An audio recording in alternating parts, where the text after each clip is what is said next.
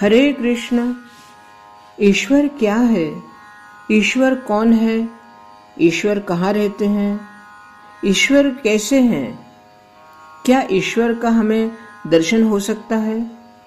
ईश्वर के बारे में कुछ भी ज्ञात करने की अत्यंत सरल विधि है ईश्वर को समर्पित हो जाना। ईश्वर को समर्पित होने के बाद ईश्वर समझ में आने लगते हैं।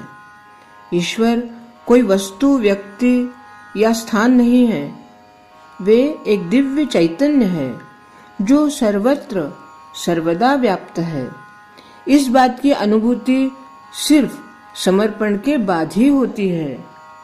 ईश्वर को जानना है या ईश्वर की अनुभूति लेनी है तो हमें ईश्वर के चरणों पर स्वतः को समर्पित कर ही देना होगा।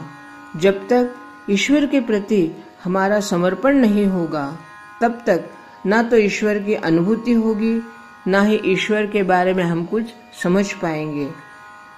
क्योंकि जो चैतन्य है उसे देखा नहीं जाता।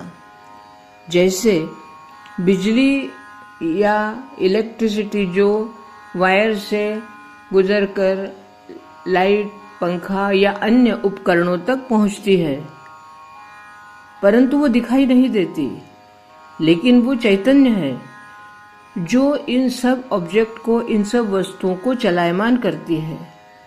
बस उसी तरह ईश्वर है जो हम सबको चलायमान करते हैं, और चलायमान करते समय हम उनकी अनुभूति लेते हैं, परंतु हम उसे अनुभूति कर नहीं पाते।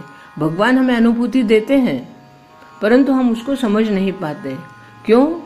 क्योंकि हमारा भगवान के प्रति, ईश्वर के प्रति समर्पण ही नहीं है। एक बार समर्पण हो जाए फिर ईश्वर हमसे दूर नहीं है, क्योंकि वे हमारे अंतर आत्मा के रूप में स्थित है। और उस आत्मा रूपी परमात्मा का दर्शन तभी होगा जब हमारा पूर्ण समर्पण होगा।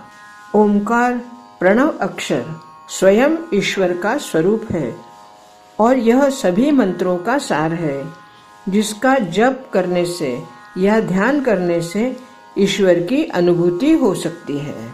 हरे कृष्ण।